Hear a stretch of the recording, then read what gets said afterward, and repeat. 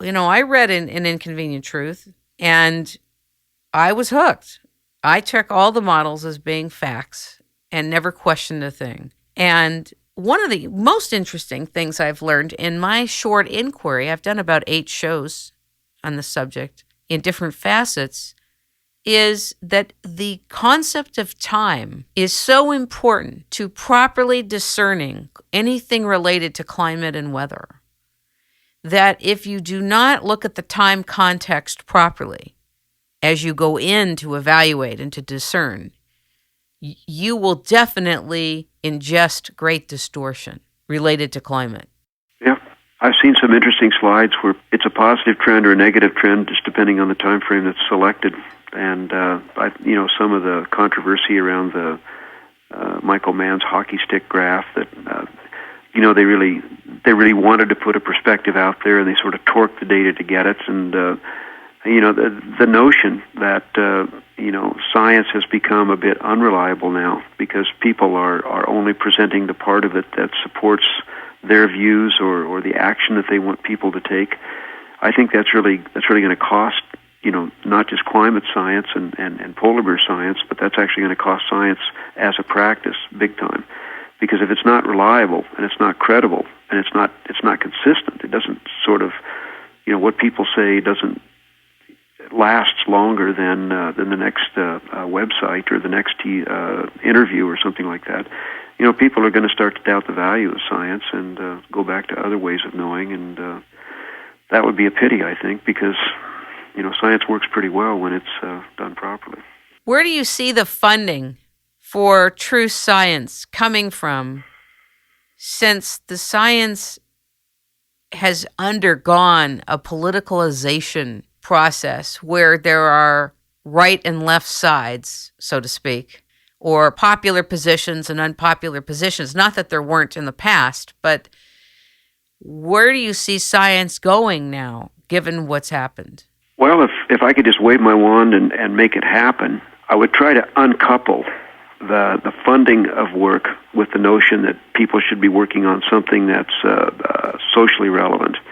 Essentially, I think right now a real problem in science is that if you're not working on a problem, you're not working. So essentially you have funding agencies that are basically identifying what are the problems we need to work on here, and then if you're applying to work on those problems, you get funded. If you're doing something that you're just curious about, or you're working on something that no one can see the application on, you're less likely to get funded. If you get funded at all, it'll be at token level. So if you're working on contaminants, well, everything's going to die if you don't sort of know more about these compounds and do something to stop them. If you're working on climate, it's we're going to have another ice age. We're going to have the Earth is going to burn up. If you're working on pretty much anything, if you don't sell it, by pointing out the bad consequences of not knowing, well, you don't get funded. So it's a problem creation league by funding research that way. People should have the freedom to work on what they're interested in. They should have the freedom to pursue ideas. Where I think one thing that we have to look at right now is that we're increasingly globalized. The scientific community is, the economy is, resources are, and globalization with so many different people with so many different perspectives on things, you run a risk of developing a sort of a regimented approach to the way things are done by international panels like the IPCC or like a number of the initiatives that are coming out of the United Nations right now. You mentioned you had a background in environmentalism, and so do I. But one of the big surprises I had when I came south and kind of picked up the textbooks again is that environmentalism has undergone huge changes. As an example, if you look at the Millennium Ecosystem Report, and you look at some of the recommendations they have for how can we address environmental problems, especially in the developing world where most of the population growth is occurring. The notion is that we're going to do that by economic norming, building up economies, and by working towards social justice goals like equality for women, and that those things will cause the birth rate to go down, and when the birth rate goes down, the impact people have on the environment will go down. And so the goals for environmental things like contaminants and conservation of species and forests, but the goals have become political and social, not the ones that I remember from my graduate school days that were more targeting companies and practices, regulatory process. And is this a good thing? Is it taking us a direction that's going to be positive and result in success? Or is this just human nature, and politics expressing themselves? And these things are not even being discussed right now, but they should be. I think it's all part of the same problem. Things have changed, and I'm not sure it's for the better.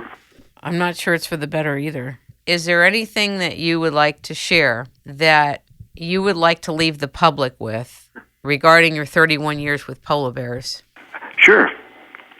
I guess what I'd like to leave people with is, please don't believe a thing I've said. Please go online, go to your library, talk to other experts. Think about what I've said. Is it consistent? Does it make sense? And do the same to everybody else. Because even though everybody's busy, and even though there's a lot of technical areas out there, and you can't master them all, there's absolutely no substitute to thinking for yourself. I mean, you have to understand that you can't believe everything you're told. You have to look into it if you are concerned, and you have to think for yourself, and you have to be willing to change your mind if new information comes available. So it's not just from polar bears, but from everything else. I would just encourage people to keep an open mind, think for themselves, be critical of everything you read and everything you hear. Ladies and gentlemen, we have been talking to Dr. Mitch Taylor, who has worked on polar bears for the past 31 years as a polar bear biologist for the Northwest Territories and Nunavut Territory, Canada, for 22 years.